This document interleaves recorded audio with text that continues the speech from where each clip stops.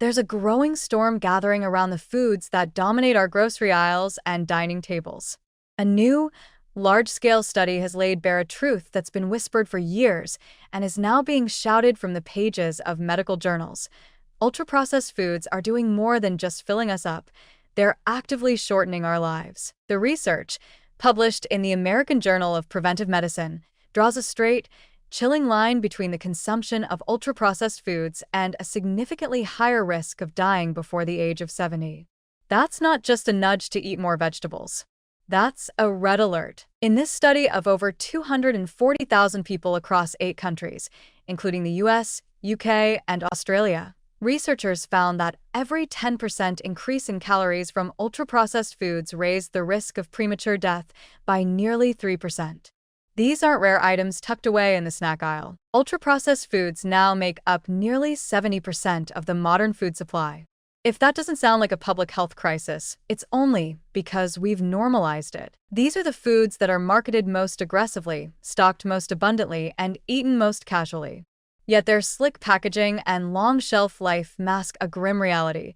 They're stripped of true nutrition and loaded with ingredients designed for addiction, not sustenance. Artificial colors, flavor enhancers, emulsifiers, preservatives, refined sugars, cheap oils – these are not ingredients meant to nourish, but to seduce. Experts warn that these foods aren't just nutritionally empty, they're actively dangerous over time.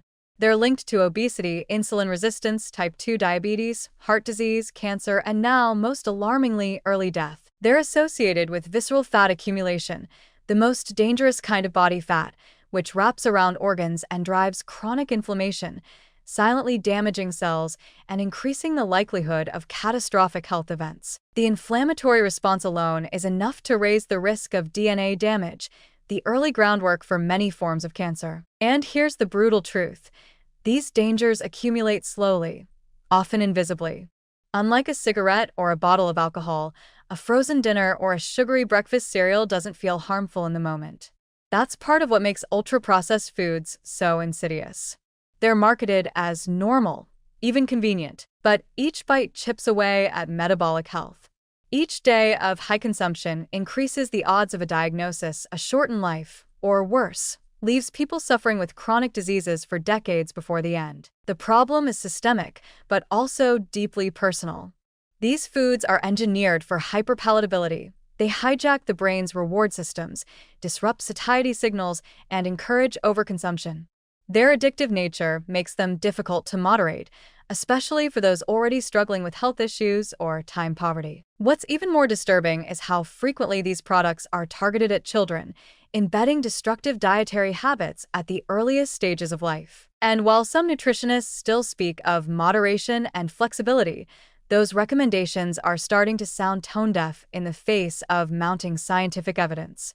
When the baseline diet for most people is already overrun with these engineered products, talking about a balanced plate feels almost quaint. This isn't a matter of avoiding the occasional indulgence.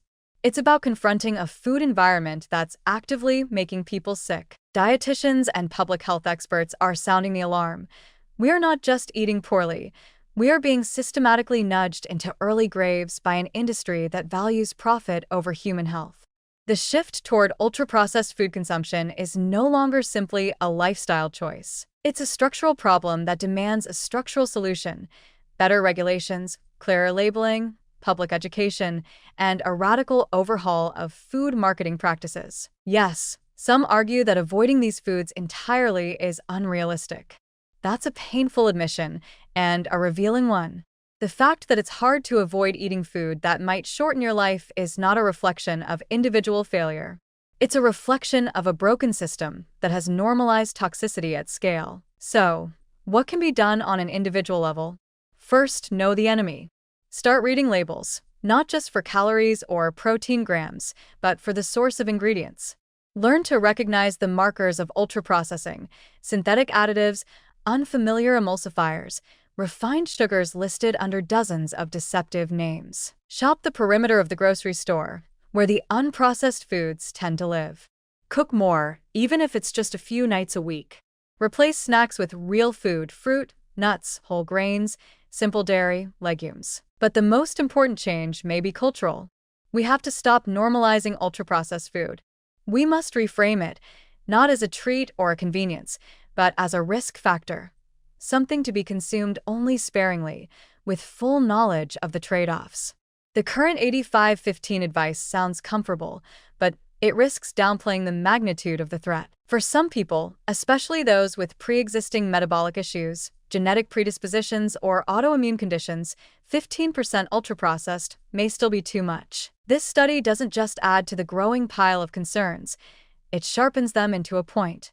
Up to 14% of all premature deaths in the US are now linked to ultra-processed foods.